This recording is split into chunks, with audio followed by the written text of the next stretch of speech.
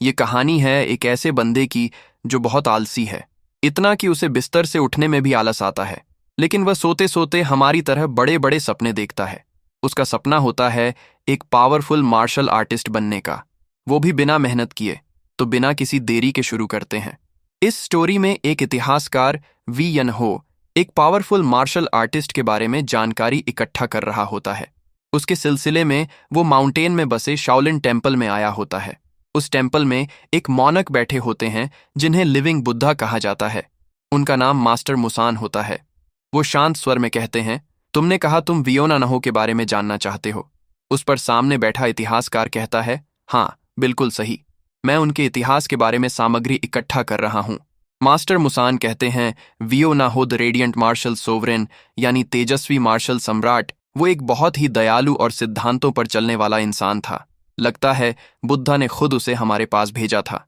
जो सुना उसे लिखते हुए इतिहासकार कहता है, ओह तो मैं सही सोच रहा था। तो आप मुझे बताइए उसकी एवरीडे लाइफ कैसी थी। उसकी आदतों और रूप की बात करते हुए मास्टर मुसान कांपने लगते हैं। फिर फ्रस्ट्रेट होकर गुस्से से कहते हैं, ओ कीट मैं और नहीं कर सकता। यह सुन इतिहासकार हैरान हो जाता है कि वो मौन खोकर गाली क्यों बक रहा है। फिर इतिहासकार दूसरी जगह वियोनाहू की जानकारी निकालने जाता है। वो जगह होती है ह्यूबेई पेंगलान। वहां भी उसे सेम रिएक्शन मिलता है। उसे क्लान से बाहर फेंक दिया जाता है। जिसने बाहर फेंका वह होता है क्लान का सुप्रीम एल्डर पेंग डोग्युक।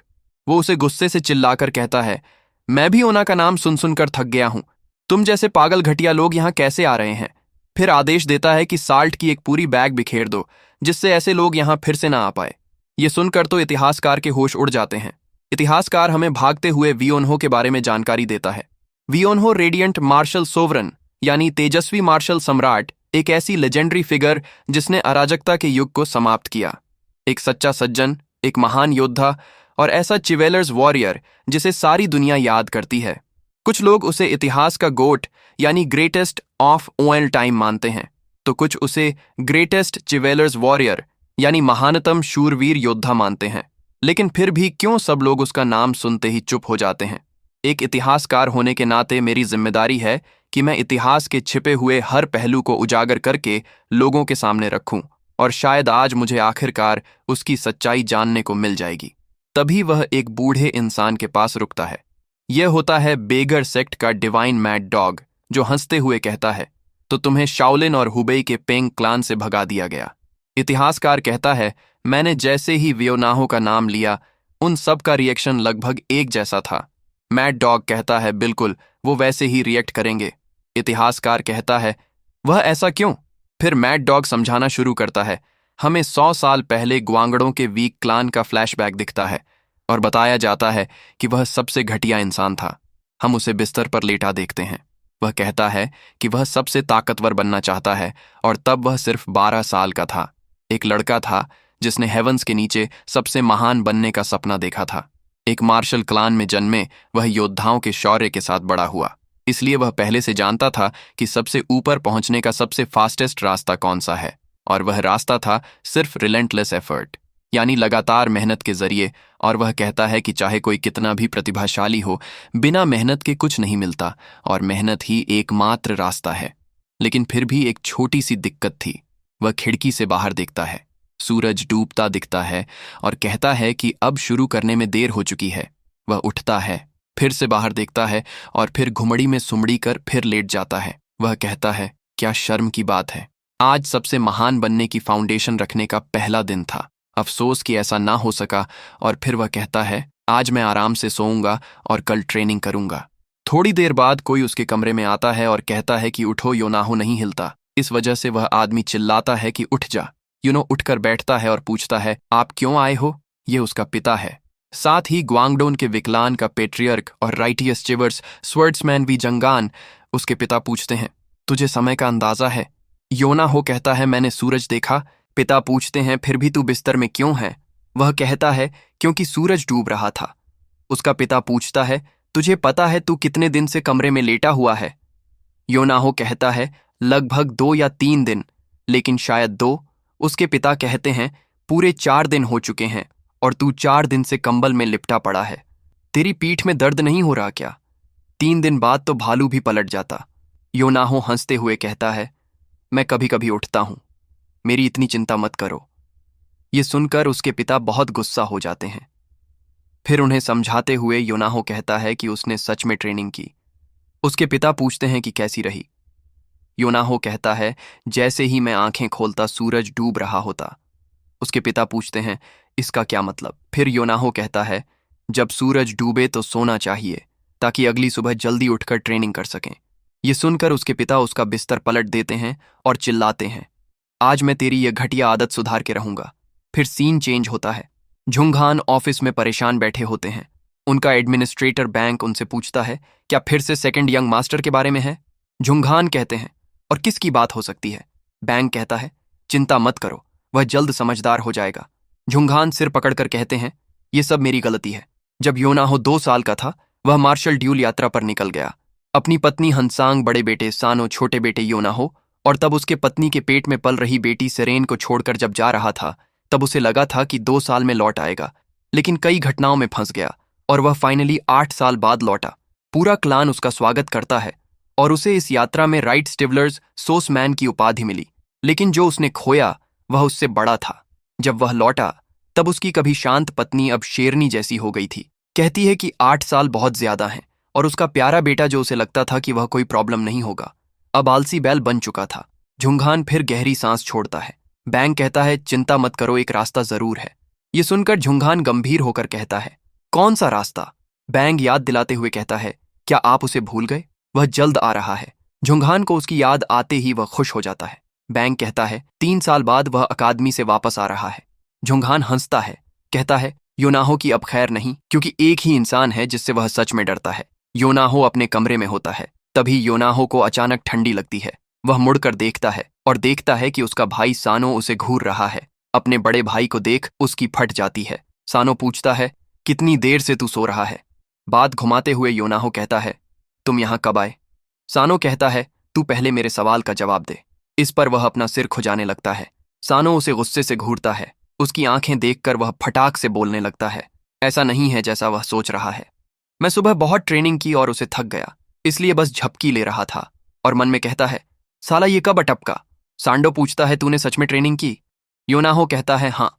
उसका भाई कहता है, उस मोमबत्ती को तलवार से काट कर दिखाओ ताकि मुझे पता चले कि 3 साल में कितना सुधार हुआ है। योनाहो बेड से उठता है, तलवार पकड़ता है। फिर सानो कहता है, शुरू करो। योनाहो बहाना बनाते हुए कहता है, हम घर के अंदर हैं और यह खतरनाक हो सकता है। लेकिन सानो थोड़ा गुस्सा होकर कहता है, वह सब देख लेगा, बस तूने क्या सीखा है वो दिखा मुझे जल्दी। योनाहो कहता है, ठीक है, और मन में बोलता है, आज तो मेरे एल लगने वाले हैं, चलो जो होगा वह देखा जाएगा। वह तलवार घुमाता है और उसे सामने तानता है। वह रुकता है, फिर तेजी से दौड़ता है और कई तलवार तकनीकें करता है। उसका भाई हैरान होता है जब योनाहो सोरिंग ड्रैगन नाम की तकनीक करता है। वह तलवार के साथ घूमता है और काफी दूर जाकर रुकता है। वह पलटकर मोमबत्ती की तरफ देखता है, लेकिन मोमबत्ती को कुछ भी नहीं हुआ होता। यह देखकर योनाहो कहता है, मेरे तो लग गए सांडो। ये तमाशा देखकर ठंडे लहजे में कहता है, 3 साल गुजर गए। 3 साल बहुत होते हैं एक स्वर टेक्निक को मास्टर करने के लिए और अगले लेवल में जाने के लिए, लेकिन तू तो 3 साल पहले जैसा था उससे भी बेकार हो गया है। और वहां से चला जाता है। रात को डिनर के समय पूरी फैमिली एक साथ बैठी होती है। योनाहो भाई को देख मन में बोलता है कि आज तो खाना पचने नहीं वाला। झुंझघान पूछता है, अकादमी कैसी रही? सानो कहता है, ठीक थी। उसके पिता पूछते हैं, कोई परेशानी तो नहीं हुई? उस पर वह कहता है, अगर कोई कठिनाई ना हो तो वह ट्रेनिंग कैसी? और मैं मानता हूं कि चुनौतियां जरूरी हैं। झुंझघान गर्व से कहता है, तुमने बहुत सहा है। लेकिन सानो कहता है, मुझसे ज्यादा आपने सहा है पिताजी। झुंझघान पूछता है, कोई और बात? सानो अपनी चॉपस्टिक नीचे रख देता है और कहता है कि उसे योनाहो की बात करनी है। यह सुन सब चिंतित दिखते हैं और योनाहो सोचता है, मैंने क्या किया? और उसे पता चल जाता है कि कुछ तो बुरा होने वाला है। सानो कहता है, मैं उसे अपनी मार्शल अकादमी में ले जा रहा हूं। यह सुन योनाहो के होश उड़ जाते हैं। मैड डॉग कहानी सुनाते हुए कहता है, इसी वजह से मास्टर मुसान और पेंग डोग्युक सिर्फ भी योनाहो का नाम सुनकर दांत पीसते हैं। फिर से कहानी की तरफ आते हुए कहता है, यहीं से उसकी ग्रेट हिस्ट्री की शुरुआत हुई और किसी ने सोचा नहीं होगा कि वही आलसी लड़का एक दिन पूरी दुनिया को हिला के रख देगा। और फिर से योनाहो पर आते हैं, जो अपने भाई के साथ मार्शल अकादमी जा रहा होता है। वे घर से अभी अभी निकले थे। तभी योनाहो अपने भाई से कहता है, मैं थक गया हूं, चलो आराम करते हैं। योनहो को जबरदस्ती एकेडमी के लिए जाना पड़ता है। जाते वक्त योनहो पीछे मुड़कर अपने परिवार की तरफ देखता है। उसकी छोटी बहन सुरैयन रो रो कर उसे जाने से मना कर रही होती है। उसके पिता उसे कहते हैं एक तगड़ा मर्द बनकर लौटना। उसकी माँ बस यही कहती है कि वह अपना ध्यान रखे और सुखरूप घर पहुंचे। वे जानते थे कि वे उसे रोक नहीं सकते। भले ही उसे जाते देख थोड़ा दुख हो रहा था, यानो छोटी बहन को रोने से मना करता है और कहता है कि वह जल्दी वापस आएगा। वह हाथ हिलाकर विदा लेता है, जबकि उसका पिता हंस रहा होता है। इस पर संघ कहती है हंसना बंद करो। जैसे ही वे यात्रा पर निकलते हैं, सनहो के लिए तो यह यात्रा काफी आसान होती है, लेकिन इसके उलट योनहो तो थक कर चूर चूर हो चुका होता है। वह पूछता है कि क्या वे लगभग पहुंच गए हैं। उस पर सनहो कहता है कि अभी सिर्फ 10 दिन बाकी हैं। यह सुन यानो हैरान होकर कहता है क्या पूरे 10 दिन? सनहो शांत स्वर में कहता है कि अगर उसे घुड़सवारी आती होती तो वे 5 दिन में पहुंच जाते। यानो चिल्लाकर कहता है कि उसने पहले ही बता दिया था कि उसने कभी घोड़े की सवारी नहीं की है। सनो कहता है तूने कभी घुड़सवारी सीखने का ट्राई भी नहीं किया। यानो कहता है लेकिन अब तो सवारी कर रहा हूं ना। इस पर उसका भाई कहता है कि वह उसे दोष नहीं दे रहा, बस उसके सवाल का जवाब दे रहा है। यानो कहता है कि हमें आराम करना चाहिए और पूछता है क्या तुझे पता है कि पहाड़ी कितनी खड़ी है, कितना दर्द होता है, लगता है मेरी पीठ टूट जाएगी और पिछवाड़ा फट जाएगा। फिर वह मैदान में एक पेड़ की ओर इशारा करता है और कहता है कि वह लोग भी आराम कर रहे हैं। सनहो देखता है और उसे तुरंत एहसास होता है कि वे बस सो नहीं रहे हैं। वह घोड़े से उतर जाता है। यह देख योनहो पूछता है कि वह क्या कर रहा है। सनहो पास जाकर देखता है कि लाशों पर मक्खियां भिनभिना रही हैं और योनहो फिर से पूछता है कि वह कर क्या रहा है। उस पर सनाहो कहता है कि हम बहुत देर से पहुंचे हैं क्योंकि यह सभी लोग मर चुके हैं। यह सुन योनहो चिल्लाने लगता है। सनाहो उसे कहता है यह देख। वह एक आदमी के कपड़े हटाता है और उसकी छाती पर फूल के आकार का घाव दिखाता है। सनाहो कहता है कि इस मार्शल आर्ट को प्लकिंग फ्लावर पाम कहा जाता है। यहो पूछता है कि यह कैसा नाम है। सनाहो कहता है कि इसे पहले क्रिम्सन फ्लावर पाम कहा जाता था, लेकिन इस मार्शल आर्ट का वेस्टर्न प्रोविंस के यन डीमन यानी एक बलात्कारी ने इसका दुरुपयोग कर बहुत सारे बुरे काम करता रहा, इसलिए इसका नाम बदलकर प्लकिंग फ्लावर पालम रख दिया गया। यनहो पूछता है क्या वह कह रहा है कि आसपास कहीं एक बलात्कारी घूम रहा है। सनाहो कहता है कि वह यंडीमन पहाड़ पर चढ़ती महिलाओं को निशाना बनाता है और यह लाशें इस बात का संकेत हैं कि उसने किसी महिला को पाने की कोशिश में इन लोगों पर घात लगाकर हमला किया होगा। मतलब यहीं आसपास कहीं ना कोई महिला खतरे में है। वह जमीन से उड़कर अपने भाई से कहता है तुम यहीं रुको, मैं वापस आता हूं। और वह सुपरमैन की तरह उड़ जाता है। अपने बड़े भाई को जाते देख वह जोर से चिल्लाता है तुम मुझसे कह रहे हो कि मैं इन बदबूदार लाशों के बीच रहकर इस प्लेस को गार्ड करूं। फिर जोर से भैया कहता है, लेकिन तब तक सनाहो बहुत दूर जा चुका होता है। जब उसे पता चल जाता है कि चिल्लाने का कोई फायदा नहीं, फिर बगल में देखकर बुरा सा मुंह बनाता है क्योंकि उसके पास अब 2 घोड़े हैं और सड़ती हुई लाशें हैं जो बदबू मार रही होती हैं। और वह कहता है मैं बुरी तरह फंस गया हूं। उसे अपने भाई का इंतजार करते करते रात हो जाती है। इस वजह से वह चिल्लाकर कहता है झूठे, अब तक लौटे क्यों नहीं? अगर ऐसा ही होना था तो मुझे भी साथ ले जाते। फिर सोचता है क्या हुआ होगा, अगर कुछ ना हुआ होता तो वह अब तक लौट आता। तभी उसे कुछ जंगली जानवरों की आवाज सुनाई देती है। इस वजह से घोड़े को पकड़कर वह सोचता है कि अगर वह ऐसे ही खड़ा रहा तो किसी बाघ का शिकार बन जाएगा। तभी उसके पीछे बिजली चमकती है। इससे वह डर जाता है और जोरदार बारिश शुरू हो जाती है। उसे वह भीग जाता है। फिर वह ऊपर आसमान में देखकर कहता है अब वह सच में फंस गया है। फिर उसकी चीख सुनाई देती है और हम देखते हैं कि वह घोड़ों को धक्का मार रहा होता है क्योंकि उसे घोड़ों को चलाना आता ही नहीं। वह कहता है मैं अब क्या करूं? वह दोनों लाशों को घोड़ों पर लाद कर पहाड़ी पर चढ़ा रहा है। कहता है कि उन्हें ऐसे ही नहीं छोड़ सकता क्योंकि वे जंगली जानवरों का शिकार बन सकती हैं। वह उन्हें दफना भी नहीं सकता क्योंकि बारिश हो रही है और अब उसे किसी शरण की जरूरत है जहां वह रुक सके। और घोड़े को जल्दी आगे बढ़ाने के चक्कर में वह उसे जोर से धक्का देता है, लेकिन गलती से घोड़े के नींबू को टच हो जाता है। इस वजह से घोड़े का दिमाग खराब हो जाता है और वह उसे जोर से लात मारता है। इस वजह से योनहो चिल्लाते हुए पहाड़ी से नीचे गिरने लगता है। सिर, पीठ और फिर सिर से टकराते हुए झाड़ियों में गिरता है। वह करहाते हुए कहता है उस कमबख्त घोड़े पर विश्वास नहीं करना चाहिए था, लेकिन जब वह चारों ओर देखता है तो उसे पता चलता है कि वह एक गुफा में है और यहाँ बारिश नहीं हो रही। वह खुशी से चिल्लाता है। आखिरकार उसे शरण मिल ही गई। घोड़े भी उसके पीछे आ जाते हैं, अब भी लाशें लादे हुए। यनो उन्हें एक चट्टान से बांध देता है और कहता है, हे भगवान, मैं घोड़ों को मार भी नहीं सकता। फिर अपने कपड़ों को देखकर कहता है, हे भगवान, ये दुख काहे खत्म नहीं होता बे। लोग कहते थे सफर कठिन होता है। अब समझ आ गया। उसने गुफा के बाहर एक निशान छोड़ दिया है ताकि उसका भाई उसे ढूंढ सके, लेकिन फिर भी वह थोड़ा चिंतित है। यह सोचकर कि अब क्या किया जाए।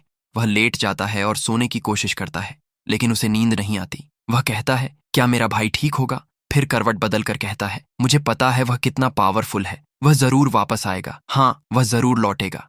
सोचते सचते वह गहरी नींद में चला जाता है, लेकिन घोड़े उनकी रस्सी चबा जाते हैं और बाहर चले जाते हैं उसे अकेला छोड़कर। सुबह निकलती है और फिर ढल भी जाती है, लेकिन यह कुंभकर्ण भाई साहब पूरा दिन जमीन पर मजे में सोते रहते हैं। लेकिन तभी एक अजीब ऊर्जा उसे घेर लेती है और वह नींद में ही हवा में उठने लगता है। वह गुफा की छत की ओर उठते हुए दीवार में समा जाता है, जैसे वह कभी वहां था ही नहीं। जब वह होश में आता है तो सोचता है कि वह यह क्या देख रहा है, क्योंकि वहां एक हरी रोशनी तैर रही है। वह कहता है, मैं कहाँ हूँ? यह गुफा जैसा ही है, और सोचता है कि शायद वह उसी गुफा में है, लेकिन नींद में लुढ़कते हुए गहराई में आ गया है। तभी एक आवाज उसे नसीब वाला कहकर बुलाती है, जिस वजह से वह डर के मारे चिल्लाता है और जमीन पर गिर जाता है। फिर वह एक चमकते गोले को देखता है जो उसे कहता है कि मैं वेलकम करता हूँ, जो यहाँ अपने भाग्य को ढूंढने आया है। फिर अपना इंट्रोडक्शन करते हुए कहता है, मैं हूँ रेडिएंट स्वर्ड का उत्तराधिकारी लिमिटलेस वाइट। योनहो पूछता है, क्या यह चमकता गोला है जो मुझसे बात कर रहा है? गोला कहता है, मैं शारीरिक रूप से यहाँ नहीं हूँ, लेकिन मेरी विल समय और स्थान से परे से बोल रही है। यदि तू मेरी विल को स्वीकार करता है तो तू दुनिया पर राज्य करेगा। यनो घबरा जाता है और कहता है, ये तो कोई भूत है, और दुबक के जमीन पर बैठ जाता है। गोला उसे डरने से मना करता है और कहता है, मैं पहले ही मर चुका हूँ, बस ये मेरी विल बाकी है। मैंने यह सब उसके लिए तैयार किया है जो यहाँ मेरे बाद आएगा, इसलिए नसीब वाले इंसान इसे बिना संदेह के स्वीकार करो। यनो कहता है, ये सब बहुत परिचित लगता है, एक गुफा कोई इंसान नहीं और एक बूढ़े आदमी की अंतिम विल। फिर बहुत ज्यादा खुश होकर कहता है, ये तो वो फेटेड एनकाउंटर यानी भाग्य का मिलन वाला सीन है जो मुरिम कहानियों में होता है। अपनी बढ़ाई करते हुए कहता है, स्वर्ग उसे उसकी अच्छाई के लिए इनाम दे रहा है। अब अगर वह यहीं ताकतवर बन जाए तो उसे मार्शल ट्रेनिंग एकेडमी जाने की भी जरूरत नहीं पड़ेगी। तभी वह गोला उसे बताता है, समय नहीं है। उत्तराधिकारी, मेरी स्वॉर्ड को अपनाओ और दुनिया में न्याय बहाल करो। मैं तुम्हें अपनी रेडिएंट स्वॉर्ड स्टाइल सौंपता हूँ। अब निरंतर अभ्यास करो और अपनी कला को निखारो। यानो बस उनकी हर बात पर हाँ करता जा रहा होता है। गोला कहता है, अगर तुम्हारी रगों में मेरा खून है तो तुम्हारा टैलेंट भी शानदार होगा। अगर तुम यहाँ 30 साल तक अभ्यास करो, इससे तुम मेरी शक्ति का थोड़ा अंश भी दोहरा सकोगे। ये सुन योनाहो के सपने छकनाचूर हो जाते हैं। वो मुंह फुलाकर पूछता है, क्या उसने सही सुना? क्या वाकई 30 साल? गोला कहता है, हाँ, बस 30 साल ही तो हैं। यानो कहता है, 1 मिनट रुको, मुझे नहीं लगता कि मैं वही नसीब वाला हूँ। कृपया किसी दूसरे बंदे को ढूंढो। गोला 1 सेकंड के लिए चुप हो जाता है, फिर चिल्लाते हुए पूछता है कि उसका क्या मतलब है। यूनो हंसते हुए कहता है कि वो इससे बेहतर है कि वो इसे छोड़ दे, बजाय 30 साल यहीं रहकर ट्रेन करें। मैड डॉग इतिहासकार को कहानी सुनाते हुए कहता है, तुझे पता है, यह मुलाकात अपने आप में वी यनाहो के लिए एक चमत्कारिक तोहफा थी। यह वही इंसिडेंट था जिसने आलसी यनो को इनविंसिबल अजय बना दिया। योनाहो उस गोले को कहता है कि ठीक है, फिर मैं चलता हूं, और वहां से कलटी मारने लगता है। तभी गोला चिल्लाता है कि रुको। इससे यनो रुक कर पीछे मुड़ता है और देखता है कि एक बूढ़ा आदमी आकार ले रहा है। वो बूढ़ा कहता है कि 1 सेकंड रुको, ये कोई और नहीं लिमिटलेस विहाइट होता है। यन हो उसे देखता है और कहता है कि मुझे पता था कि तू एक स्कैमर है। इस पर लिमिटलेस विहाइट हैरान होकर कहता है, क्या कहा तुम्हारी इतनी हिम्मत कि मुझे नीचा दिखाओ? उस पर यनो कहता है, तुमने किसी महान व्यक्ति की तरह दिखावा किया, लेकिन जब वो काम नहीं आया तो असली चेहरा दिखा दिया। फिर लिमिटलेस बिहाइंड कहता है, मैं दिखावा नहीं कर रहा, मैं वास्तव में एक ऐसी विल हूं जिसने अपना फिजिकल बॉडी त्याग दिया है। इस पर योनाहो थोड़ी देर चुप हो जाता है, फिर कहता है, एक विल जिसने भौतिक शरीर त्याग दिया। फिर वो चिल्लाते हुए उसके सिर पर मुक्का मारता है, लेकिन वो मुक्का उसे हिट करने की बजाय उसके शरीर से आर पार चला जाता है, जिससे यनाहो गिर जाता है। उसकी हरकतें देख लिमिटलेस विहाइड कहता है, तू कर क्या रहा है? लेकिन यन हो कि अभी जो हुआ उससे फट चुकी होती है। वह डर कर चिल्लाने लगता है, भूत? क्या तू सच में भूत है? इस पर लिमिटलेस बिहाइट कहता है, नहीं मैं कोई भूत नहीं हूं। ये एक टेक्निक है जिसे ट्रांसमिग्रेशन ऑफ विल कहते हैं, जो केवल वे मार्शल आर्टिस्ट कर सकते हैं जिन्होंने एक्सट्रीमली हाई रियल प्राप्त की हो। इस पर यनो कहता है, सिंपली कह दो कि तू भूत है। इस पर वह गोद से होकर कहते हैं, एक बार कहना कि मैं भूत नहीं हूं। अब फिर से वर्तमान में मैड डॉग कहता है, और इस तरह वियनहो अपने गुरु से मिला। इतिहासकार पूछता है, ट्रांसमिग्रेशन ऑफ विल, क्या तुम कह रहे हो कि वह सच में एक्जिस्ट करती है? फिर मैड डॉग कहता है, यह एक तकनीक है जो केवल अत्यंत हाई रियल के मार्शल आर्ट योद्धा ही कर सकते हैं। फिर इतिहासकार कहता है, तो फिर वह योद्धा कौन है जो ऐसी शक्ति का प्रयोग कर सकता है? फिर मैडक कहता है, वो वही है। क्या तुम स्वॉर्ड एम्परर को जानते हो? उस पर इतिहासकार कहता है, ऑफ कोर्स मैं जानता हूं। कहा जाता है कि वह अब तक का सबसे महान योद्धा है। क्या वह वही व्यक्ति नहीं है जो मायरियट स्वॉर्ड बैक क्लैन का सबसे महान योद्धा था, जिसका नाम मार्शल दुनिया के इतिहास में हमेशा रहेगा? फिर मैड डॉग कहता है, हाँ वही बैक मोहन डीड रेडियंट स्वॉर्ड, वो व्यक्ति जिसे बाद में स्वॉर्ड एम्परर कहा गया। वही रेडियंट मार्शल सोवरन वी ओनाहो का मास्टर था। इस पर इतिहासकार चौंकते हुए कहता है, सर सच में, लेकिन वो तो 300 साल पहले हुआ करते थे। फिर मैड डॉग कहता है, बिल्कुल सही, वो एक बीते युग की महान शख्सियत थे। फिर भी यह एक सच्चाई है कि वह वी यनहो से मिले थे। फिर इतिहासकार कहता है, यह सच में अद्भुत है। तो क्या फिर यनो ने तुरंत उन्हें अपना शिष्य बनाने को कहा होगा? इस पर मैड डॉग कहता है, वी यनो ऐसा करेगा? बिल्कुल नहीं। तलवार सम्राट जिसने देखा कि 300 सालों में कोई उत्तराधिकारी नहीं आया, किसी भी हालत में उसे एक शिष्य बनाना ही था। फिर से हम लिमिटलेस वाइट यानी मोहान को देखते हैं, और अब से हम इन्हें मोहान ही कहेंगे।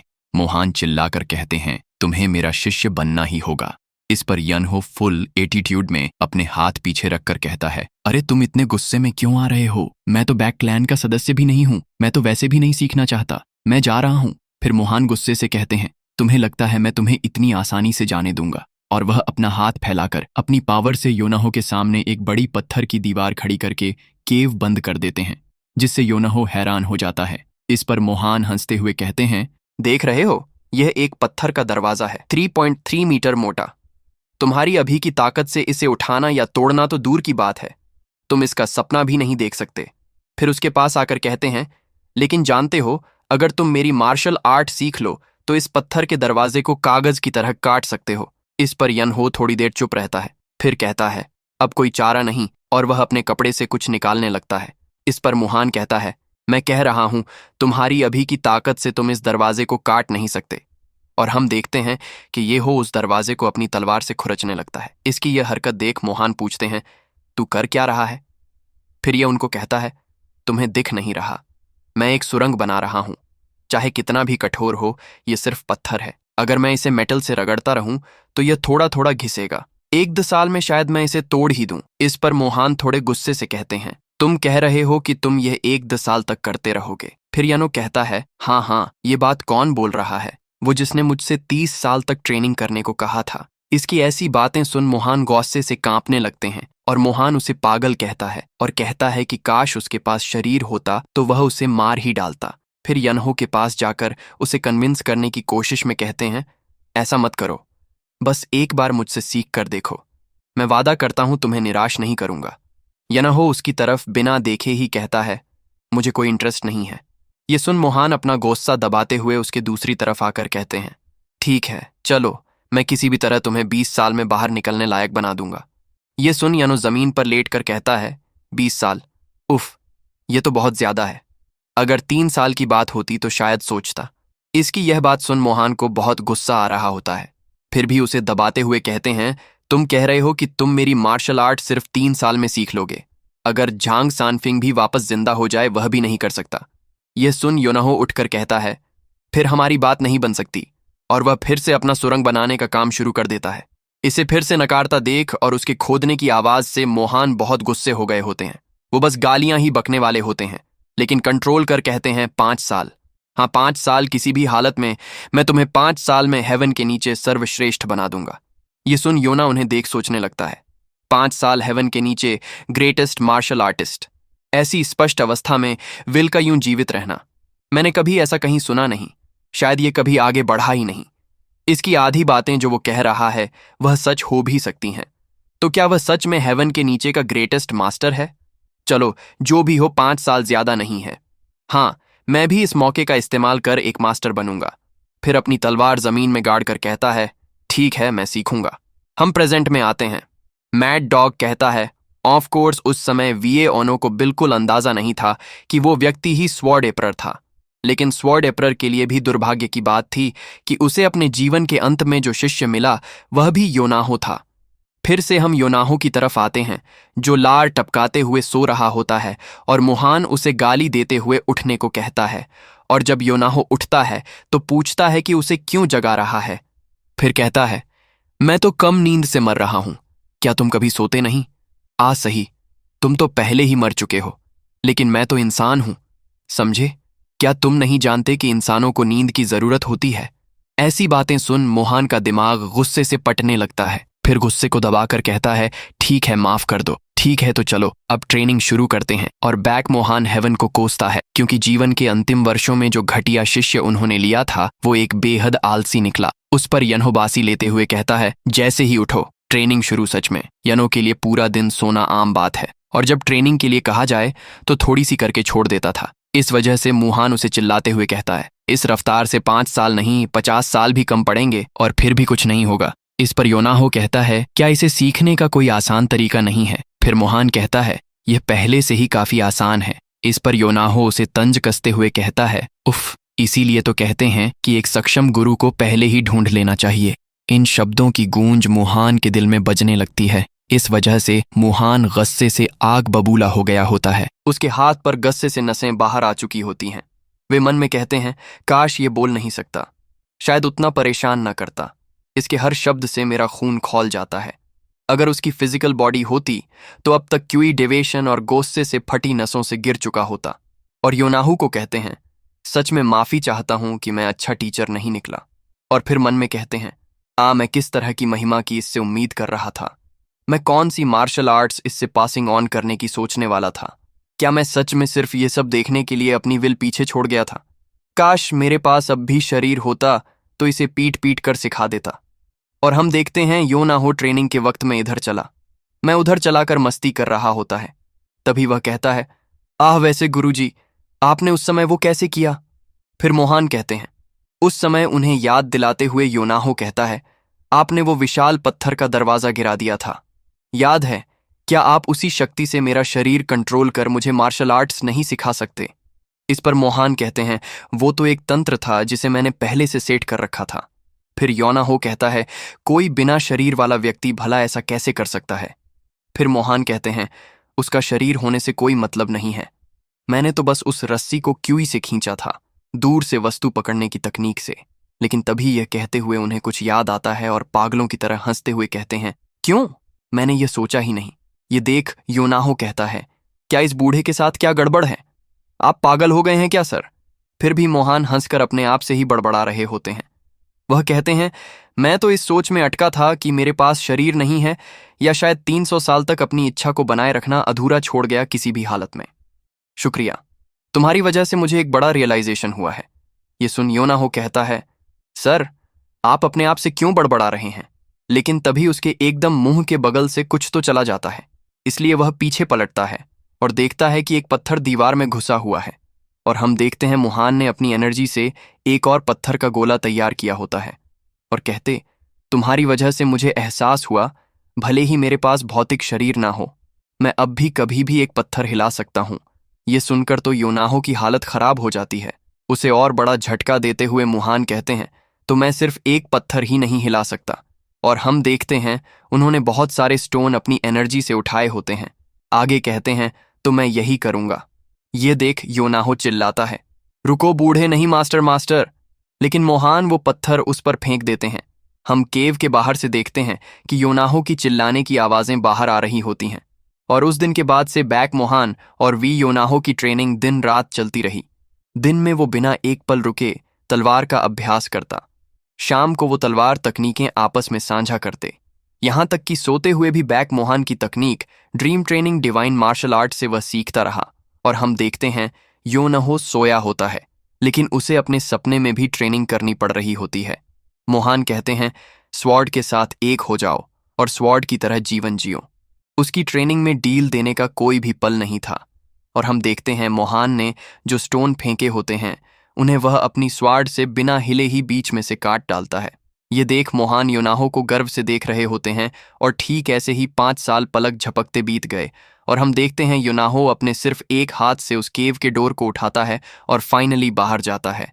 और जब वह लौटा तो ऊपर आकाश की ओर देखा और अब वक्त था दुनिया को दिखाने का कि वह कौन बन चुका है। जब वह केव से बाहर आता है उससे एक दिन पहले का सीन देखते हैं। योनाहो सोया होता है और उसे जगाते हुए मोहान आवाज देते हैं। फिर योनाहो नींद में ही कहता है बस 5 मिनट और, लेकिन मोहान फिर से आवाज देते हैं। इससे वह उठ जाता है और कहता है, हे भगवान, मैंने कहा बस थोड़ा और, क्या तुम मुझ पर विश्वास नहीं करते? और उसे मास्टर को देखकर अलग सा फील होता है। फिर मोहान कहते हैं, इधर आओ बच्चे। फिर यनो कहता है, अब क्या है? इसके बाद मोहान कहते हैं, मैंने अपना पूरा जीवन मार्शल आर्ट्स को समर्पित कर दिया।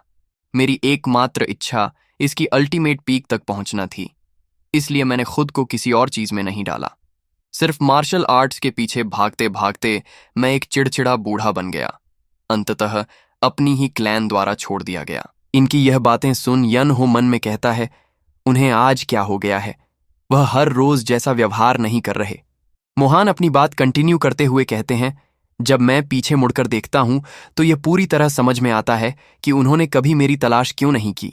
मैंने अपने बच्चों और अपने परिवार को मार्शल आर्ट्स के लिए छोड़ दिया। मुझे सच में विश्वास था कि अगर मैं शिखर पर पहुंच गया तो बाकी सब अपने आप आ जाएगा, लेकिन मैं गलत था। मार्शल आर्ट्स आखिरकार इंसानों द्वारा किया जाता है। अगर तुम ह्यूमन मार्ग को नजरअंदाज करते हो और केवल तलवार की धार के पीछे भागते हो तो उसका क्या अर्थ रह जाता है? तुम ही थे जिसने मुझे यह सिखाया। पहली बार मैंने किसी को सिखाने की कोशिश की, मैंने अपना आपा खो दिया, चिढ़ गया, लेकिन तुम्हें धीरे धीरे बढ़ते देखकर मुझे खुशी मिली और मुझे अंततः यह समझ में आया कि किसी की परवाह करना क्या होता है। ये सुन यनो कहता है, तुम यह सब अभी क्यों कह रहे हो? ऐसे क्यों बात कर रहे हो जैसे हम फिर कभी नहीं मिलेंगे? फिर मोहान कहते हैं, हाँ, वो समय आ गया है। ये सुन वह चिल्लाकर कहता है, क्या कह रहे हो तुम? क्या तुम चाहते हो कि मैं इस पर विश्वास कर लूं? तुमने मुझसे कहा था कि 30 साल ट्रेनिंग करनी है, अभी तो सिर्फ 5 साल हुए हैं, तुम्हारे पास 25 साल और बचे हैं। फिर मोहान कहते हैं, तुम सही कह रहे हो। इस पर यनहो कहता है, फिर यह क्या है? फिर मोहान कहते हैं, जो इनर कोर मैंने तुम्हें दिया ताकि तुम यहाँ बिना खाना खाए रह सको, उसे बनाए रखना उतना आसान नहीं था जितना मैंने दिखाया।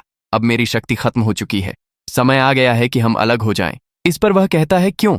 तुमने कुछ बताया क्यों नहीं? अगर तुमने बताया होता तो मैं चला जाता, खुद खाना ढूंढता और ट्रेनिंग के लिए वापस आता।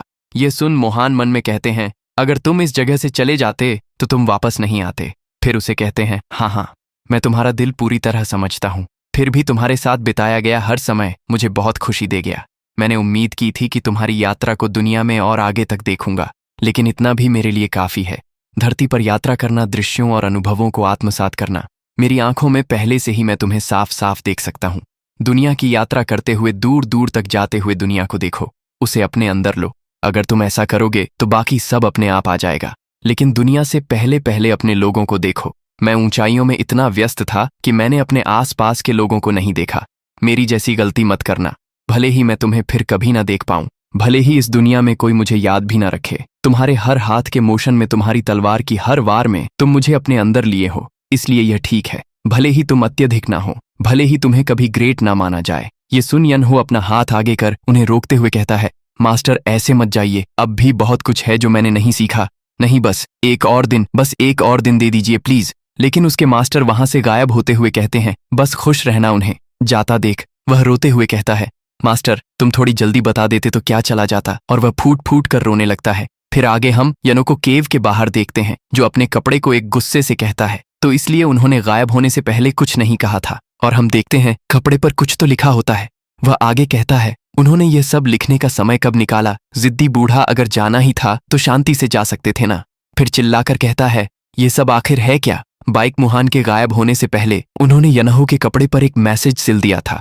सारांश में वह कुछ ऐसा था, यनहो ने जो मार्शल आर्ट्स तेज गति से 5 साल में सीखी वह अब भी अधूरी है। मोहान जानते थे कि यनहो ट्रेनिंग छोड़ देगा जब वे गायब हो जाएंगे, इसलिए बेक मोहान ने उसके शरीर में एक विशेष यंत्र डाला जो उस इनर कोर के इर्द गिर्द केंद्रित है, जिसे मोहान ने उसे सोते हुए निगलवाया था। यह यनहो की मार्शल स्किल्स को अपने आप बढ़ाता है। तकनीकी रूप से वह बिना कुछ किए ताकतवर होता रहेगा, लेकिन यह इतना आसान नहीं है। अगर यनो द्वारा इकट्ठा किए गए अनुभव और टेक्निक्स उस गति से पीछे रह गए जिससे कोर परिपक्व हो रहा है, तो कोर उसकी इंटरनल एनर्जी को चूसते हुए उसे मार डालेगा। सरल शब्दों में, अगर तुम ढीले पड़े तो मर जाओगे। ये समझने पर यनो कहता है, उस पागल बूढ़े ने मुझे चालाकी से बेवकूफ बना दिया। फिर उस पर आगे और लिखा होता है कि तो जाओ, धरती की यात्रा करो, दुनिया को देखो। एक बार जब तुम देखोगे तो कुछ महसूस करोगे, और अगर तुम कुछ महसूस करोगे तो तुम कुछ पाओगे। किसी कोने में मुरझा मत जाना। बड़ा सोचो बड़ाज। इस पर योनहो कहता है, धत्त तेरे की मास्टर। आगे लिखा होता है, इस बात को ध्यान में रखते हुए तुम्हें सबसे पहले जहां जाना चाहिए वो है यूरीम। राज्य के ग्रैंड स्कॉलर को खोजो और उनके पास समय बिताओ। तुम निश्चित रूप से कुछ सीख कर आओगे। और यूरिन के बाद यह देख उसका दिमाग सुन्न पड़ जाता है और कहता है, तुम सच में सबसे बुरे हो। तुम चाहते हो मैं कितनी जगहों पर जाऊं?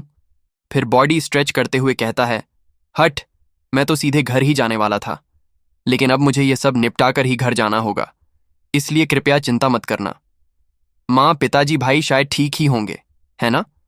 फिर यहां से जाने से पहले अपने मास्टर को प्रणाम करता है और वहां से जाते हुए कहता है, मैं वापस नहीं आने वाला। ध्यान में रखना, तुमने हमेशा मुझे मुसीबत में ही डाला है। और अब यह यूरीम है कहाँ, और मैं वहां जाऊं कैसे? यन हो जाने के बाद उसके पीछे केव में एक वाइट परछाई अपीयर होती है, और ये उसका मास्टर होता है, जो जोर जोर से हंसकर कहता है, अगर वो दुनिया के बारे में नहीं सीखेगा तो मम्मी की तरह सूख कर मरेगा। तुम अंधेरे कमरे में सोकर सड़ जाना चाहते हो जैसे कोई मम्मी, मैं ऐसा नहीं होने दूंगा। वैसे भी दुनिया बहुत बड़ी है, और तुम्हारा मार्शल आर्ट्स घर में रहेगा तो वह भी बर्बाद हो जाएगा। तू नटखट बच्चा, तुम्हारी वजह से मैं खुश था, खुश रहो। और फिर वह धीरे धीरे गायब होता है, और फिर समय बीत गया, और अगले सीन में हम वियनो को एकदम बुरी हालत में देखते हैं। वह कहता है, एक्सक्यूज मी, क्या ये बेगर सेट है? लकड़ी पर बैठा बंदा मन में कहता है, ये मम्मी जैसा दिखने वाला कौन है? और उसे हाँ कहता है, और यह होता है ब्रांच चीफ जांग एल। उसे यन्हो कहता है, मैं आया हूं क्योंकि मुझे कुछ सवाल पूछने हैं। फिर जांग कहता है, क्या तुम्हारे पास पैसे हैं? फिर यन्हो कहता है, क्या मुझे इसके लिए पैसा देना पड़ेगा? फिर जांग कहता है, बिल्कुल, इस दुनिया में कुछ भी मुफ्त नहीं मिलता। फिर यन्हो को देख मन में कहता है, आवाज लड़के की है, लेकिन यह तो 50 का लग रहा है। क्या बवाल है, मैंने हर तरह के भिखारी देखे हैं, लेकिन यह तो सबका बाप है, ये तो इंसान भी नहीं लग रहा।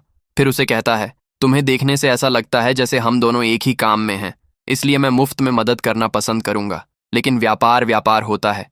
ये सुन, यनो कहता है, एक ही काम। फिर जांग कहता है, हाँ, हम दोनों भिखारी हैं। इस पर यनो छाती ठोक के कहता है, मैं भिखारी कैसे हूं? फिर जांग कहता है, ठीक है, तुम बस दोस्त हो। फिर आगे कहता है, वैसे भी पैसे नहीं तो जानकारी नहीं, दफा हो जाओ, जाकर कुछ पैसे जोड़ो या कुछ करो। इस पर यनो कहता है, मैं भिखारी नहीं हूं, मैं भीख क्यों मांगू? फिर जंग कहता है, सिर्फ भिखारी ही नहीं मांगते, एक बार तुमने मांगा तो तुम भिखारी हो। तुम्हारा चेहरा देखकर अगर सामने टोकरी रख दो तो तुम खूब कमाओगे। तुम अपने भिखारी बनने के पोटेंशियल का वेस्ट कर रहे हो। तभी थोड़ी देर चुप हो जाता है और फिर खुश होकर कहता है, क्या तुम यह काम करना पसंद करोगे? उस पर वह कहता है, कौन सा काम? फिर अगले सीन में यूं हो भीख मांग रहा होता है और उस पर पैसों की बारिश हो रही होती है। फिर से वह बेगार सेक्ट में जंग के पास आता है और जंग उसकी कमाई देख खुशी से कांप रहा होता है। फिर हंसते हुए कहता है, इससे मिले आधा दिन भी नहीं हुआ और इसने इतना कमाया जितना मैं 6 मंथ में भी नहीं कमा पाता। फिर चिल्लाकर कहता है, धन का देवता आ गया है, धन का देवता यहां है। ये सब सुन झोपड़ी के बाहर का एक भिखारी कहता है, क्या चल रहा है? फिर झोपड़ी के अंदर यनो को जंग कहता है, वैसे भी तुम क्या जानना चाहते थे? फिर यनो कहता है, प्रसिद्ध ग्रैंड स्कॉलर्स की सूची, वो कहाँ रहते हैं, उन्हें क्या पसंद है और उनकी खासियतें क्या हैं? इस पर जांग कहता है, ये तो आसान है, हो जाएगा। फिर यनाहो कहता है, साथ ही फेमस ब्लैक स्मिथ्स की सूची और वही इंफॉर्मेशन। फिर जांग कहता है, ठीक है, ये भी कर सकता हूं। फिर आगे कहता है, वादा वादा होता है मैं कर दूंगा, 1 हफ्ते में वापस आना। लेकिन यनहो वहीं लेट कर कहता है, मेरे पास और कहीं जाने की जगह नहीं है, कोई काम भी नहीं, तो मैं इसी शहर में रहूंगा। इस पर जांग मान जाता है, लेकिन बाद में जांगिल को इसका पछतावा हुआ। अगले दिन एक भिखारी जांग के पास चिल्लाते हुए आता है कि इमरजेंसी है। ब्रांच चीफ इस पर जांग हैरान होकर कहता है, यह शोर कैसा है? भिखारियों में आपातकाल किससे कहते हैं? आगे वह भिखारी कहता है, हम बेघर सेठ वाले भूख से मरने वाले हैं। ये सुन जांग कहता है, क्या बक रहे हो? और सीन बदलता है मार्केट की तरफ। वहां बहुत सारे लोग उन दो भिखारियों पर चिल्ला रहे होते हैं। एक आदमी उन भिखारियों को कहता है, ये कौन है जो भिखारी बनकर एक्टिंग कर रहे हैं? तो दूसरा आदमी कहता है, चल भाग यहां से। और हम देखते हैं वही भिखारी जांग को मार्केट की तरफ ले जा रहा होता है, और जैसे ही वह मार्केट में पहुंचता है वह हैरान हो जाता है, क्योंकि मार्केट के लोग बेगर सेक्ट के भिखारियों को कहते हैं, तुम कमीने अगर भीख मांगनी है तो ठीक से मांगो, जरा इससे सीखो। और हम यनहो को देखते हैं जो भीख मांग रहा होता है। एक आदमी कहता है, कितना गरीब है? तो दूसरा कहता है, मैंने आज तक किसी को इतना खाली नहीं देखा। तीसरा कहता है, कुछ खा ले पागल। और यनहो पर पैसों की बारिश हो रही होती है। ये देख जांग का मुंह खुला का खुला रह गया, और यनहो उसकी किलर स्माइल से कहता है, पैसे कमाना तो बच्चों का खेल है। और इसी के साथ उसने भिखारियों के वर्ल्ड में टहलका मचा दिया।